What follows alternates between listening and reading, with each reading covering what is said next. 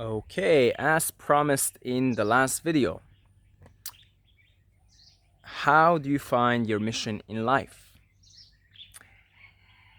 And this is very important for everybody watching because once you find your mission, once you find something or someone to serve, then the meaning of your life, the existence of your life completely shifts upside down.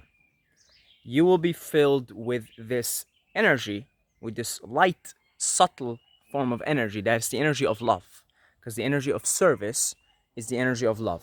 It's the fourth chakra energy, the heart chakra. I want to serve. I am serving because I love you. So it's important to find a mission, to find a purpose, to find something to do and to be that is greater than your individual self, that includes all your other parts of yourself because it's all one self. So, how do you go on about that? Well, there are several methods. There is no one way to do it. You're probably going to have to employ all kinds of methodologies, all kinds of experiments to get a crystal clear picture of your mission. So, I'm going to give you a few tools here and use them as you may. And the first tool and one of the most helpful tools, which is it really in many ways was the tool I started the inquiry, what am I here to do, with, which was many years ago, was a journal and a pen, not a pencil, a pen. Get a pen. You write things, it's just more concrete. Okay? Get a good pen, not one of those cheap ones from dollar store or something. Get a good pen. Okay, this is going to be your companion until it runs out. Get a good pen. Okay, really, I gotta emphasize that again. Get a good pen. Okay, and a journal. And begin the inquiry. What am I here to do? Start with that question. Why am I here? What is the purpose of my existence? Because although we live in a purposeless universe, which again, the purposelessness is the playfulness, it's really. It's purposeless because it's playful, because all creation is an act of play. But within the act of play, there's purpose to everything. And the purpose is for consciousness to experience separation and go back to itself. That's the purpose. Okay? So then there is a purpose to your existence, which is to facilitate that process in you and in everyone around you. That's the purpose. So you ask that, but you're looking for technical, specific things, right? Like you're here to take care of your grandma, or you're here to make YouTube videos, or you're here to make beautiful music, whatever it is, right? You're looking for specific, practical, here and now. What am I doing in the world? But the grand purpose is to go back from separation to oneness, to wholeness, self-realization. So you ask that, why am I here? God, what am I here? What am I doing here? What am I doing here? What's up? What's going on? Why am I placed on this planet, on this blue planet? What's going on? What am I doing here? Out of all the places I could be in the cosmos, here I am. Here I am. It's 11 p.m. It's freezing outside. I'm in this probably haunted apartment. Okay, what's up with that? What's going on? What am I doing here? And you see where that takes you, because that'll take you many places. Okay, that'll take you many places. So you go down, you explore that question, you see what comes on paper. If you get in the flow of writing, then you begin to receive answers from the guidance above. That's your higher self, your guides, angels, etc. You really will once you get in flow.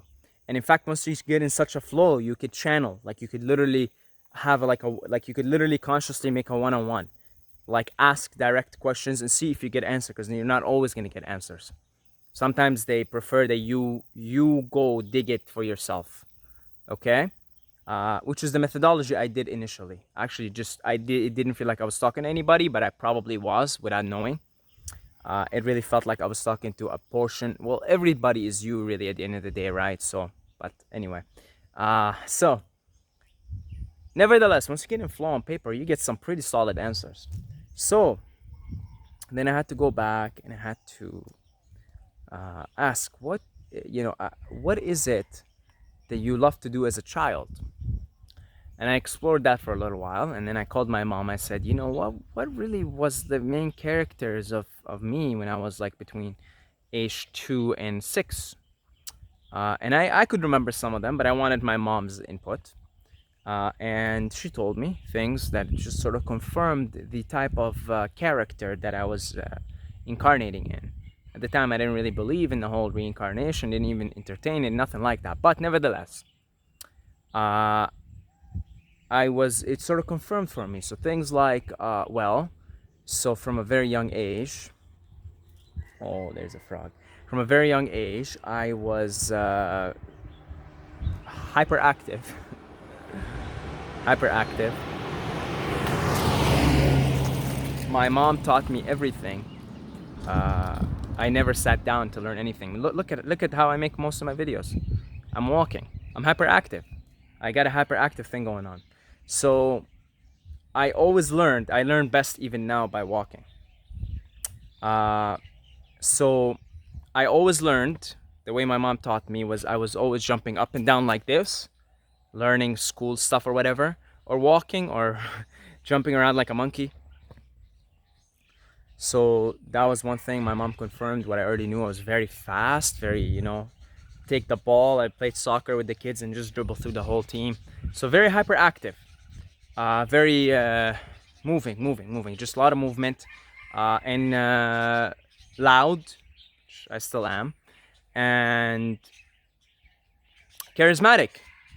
I would speak to everybody from like when I was age 2, 3. Just go to I'd speak to everybody, you know.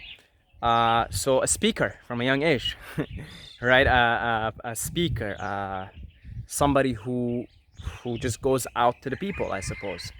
And so I found these things out about myself, and I saw that there's a correlation between that and a desire that I had at the time, which was to start YouTubing, but not this channel, fitness channel. So I connected the dots that I am supposed to somehow be a speaker.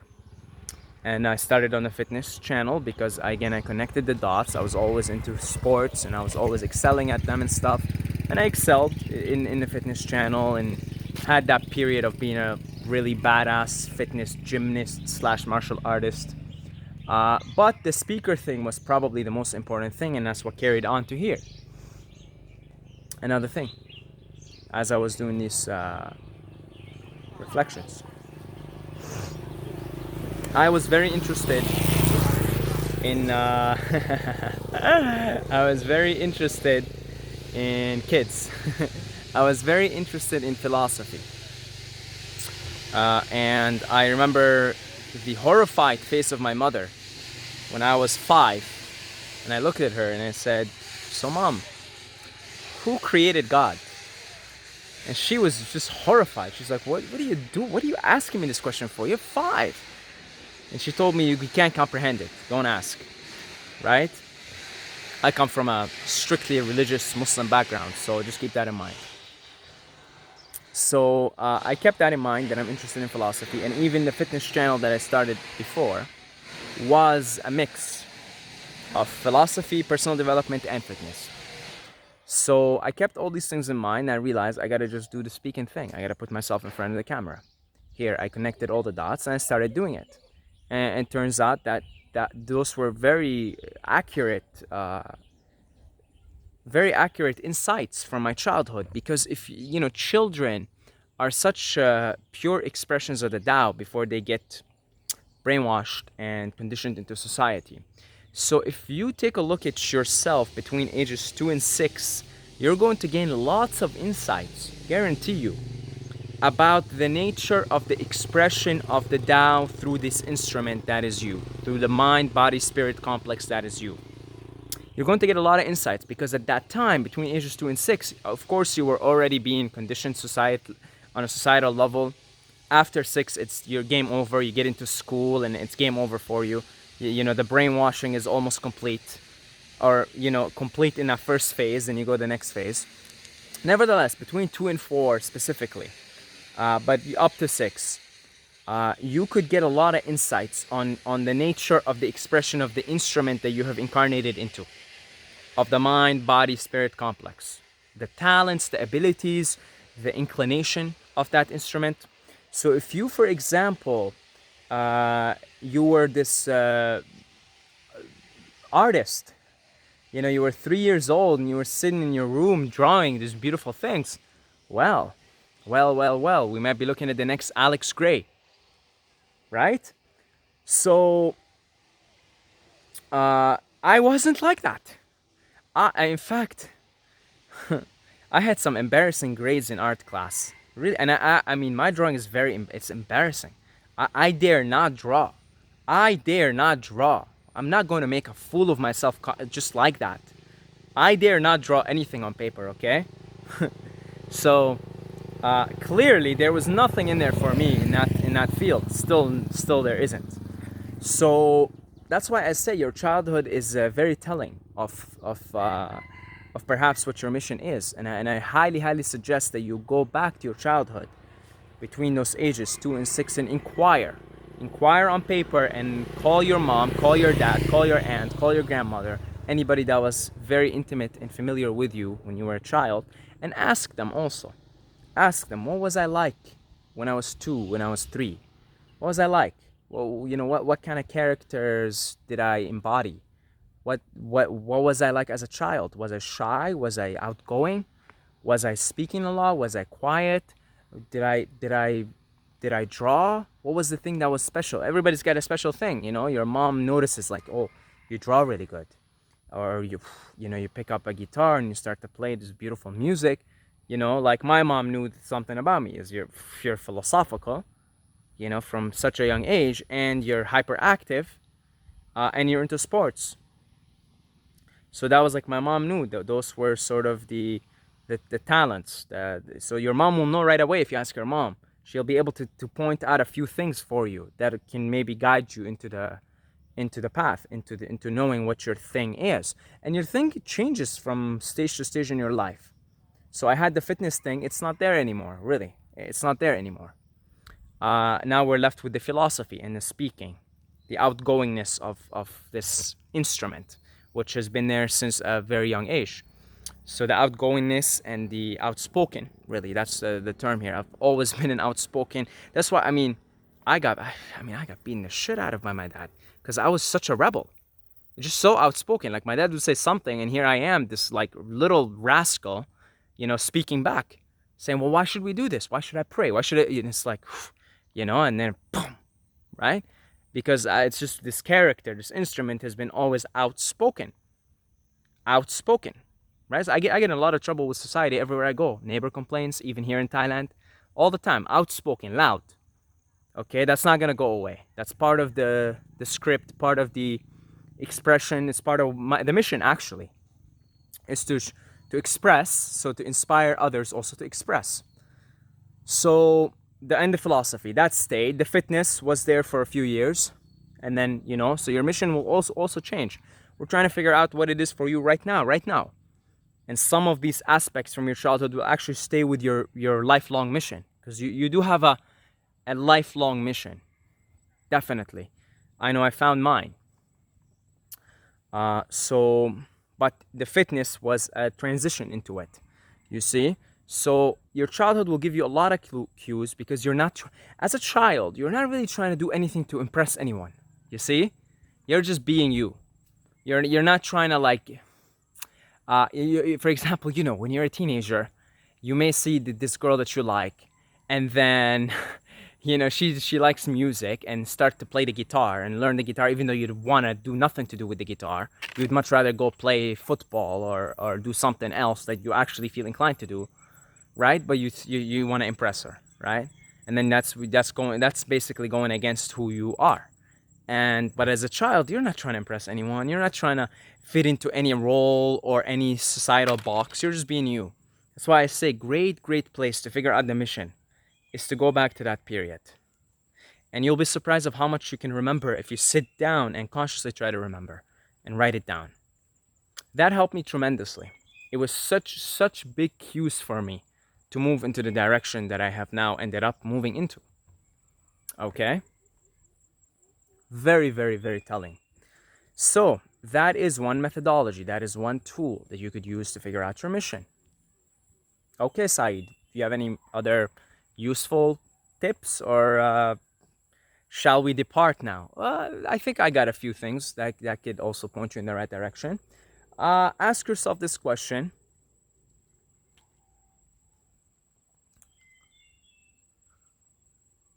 What is it that I would like to do first thing in the morning?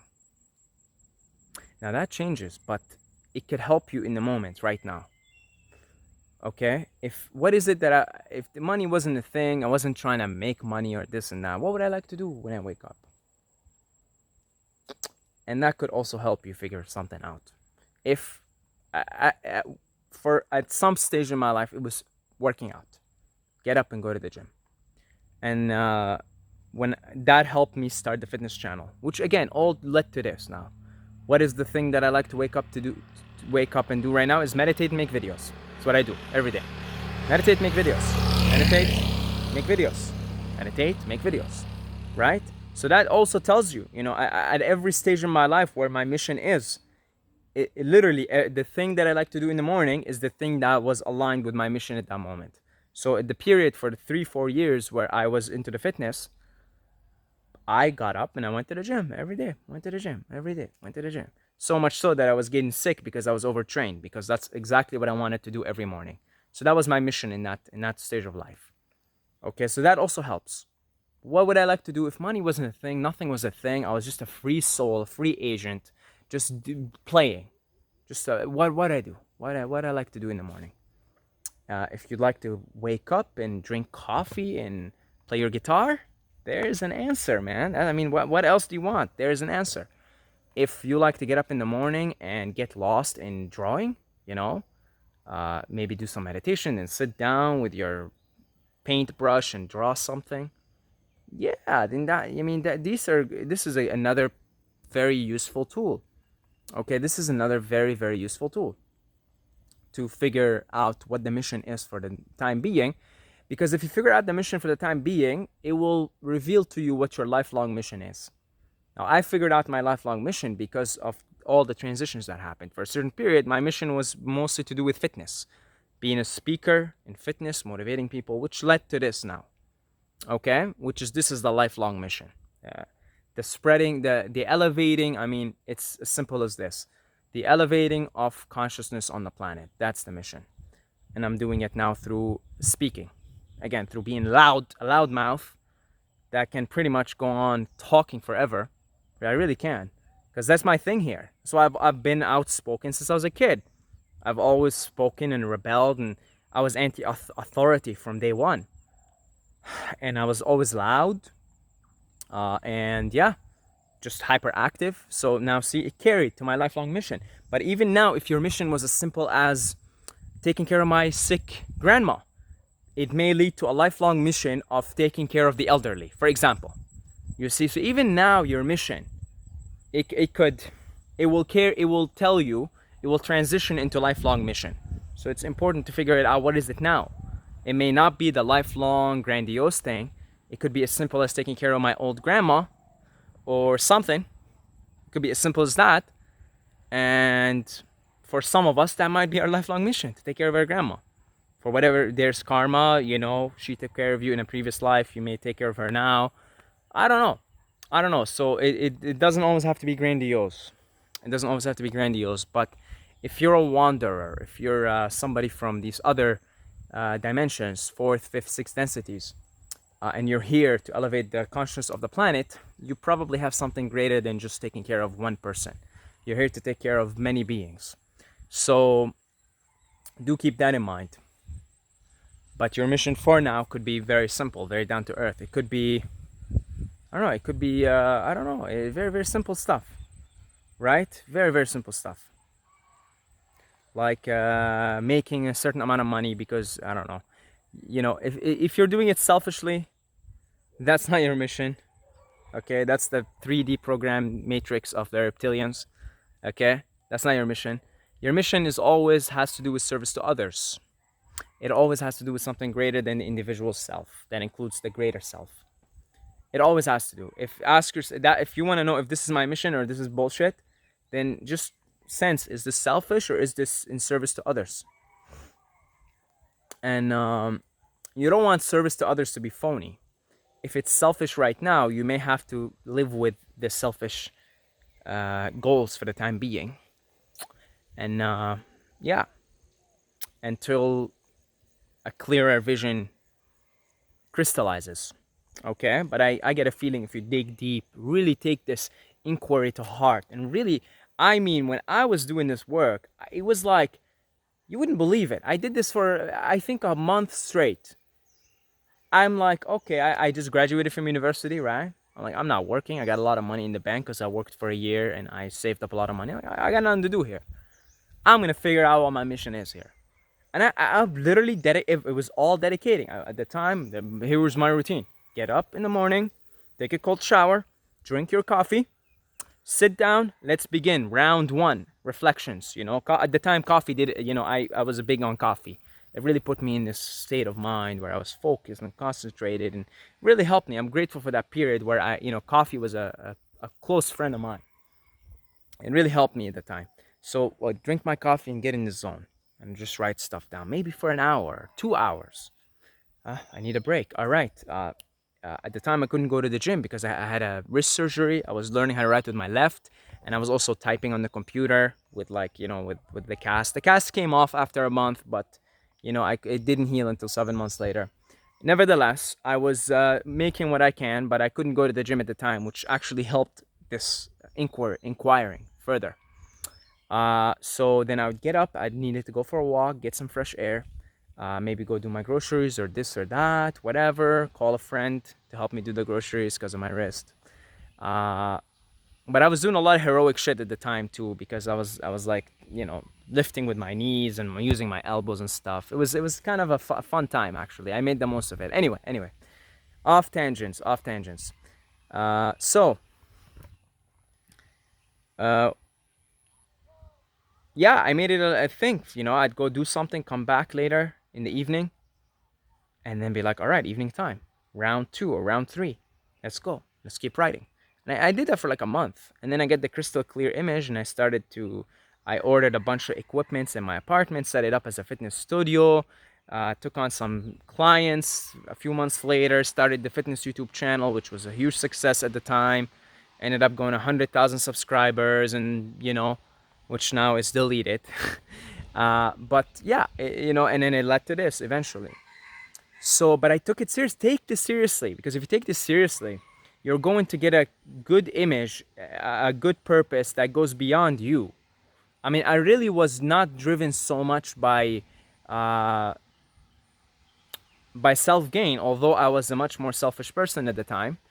But when I wrote this stuff down and I'm like, I really want to motivate people, that really struck to me. That really like, oh wow, I felt like, yes, of course, greater than myself.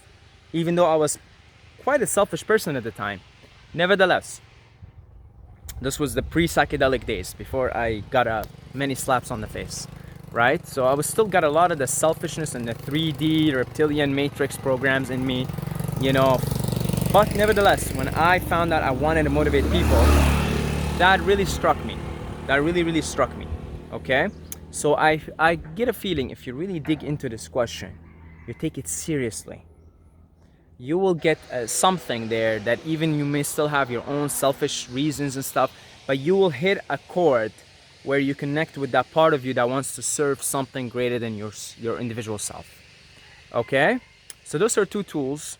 You take it to the paper, to the pen, you inquire about your childhood through your own intuition, through your guides, and through your parents perhaps.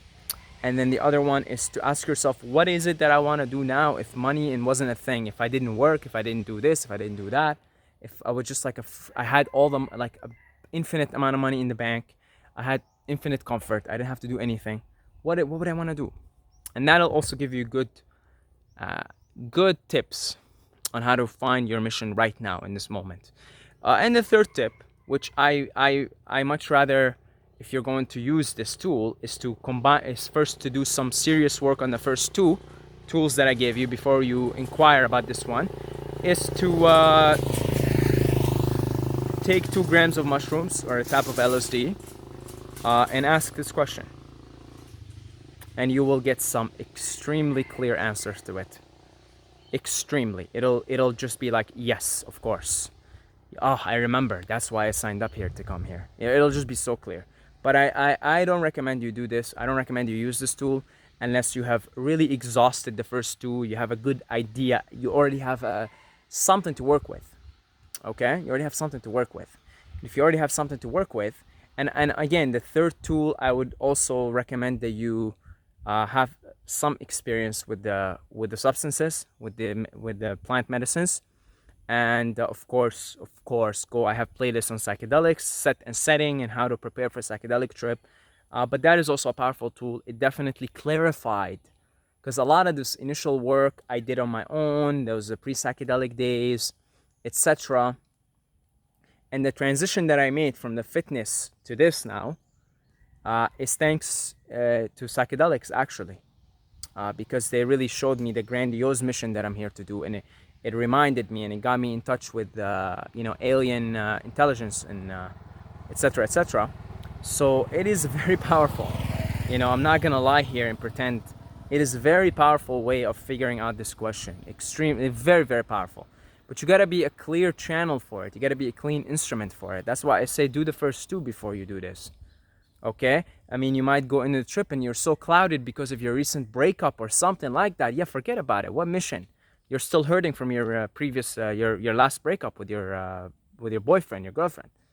So forget about it. You're not gonna get no mission there. You gotta clear up the instrument first.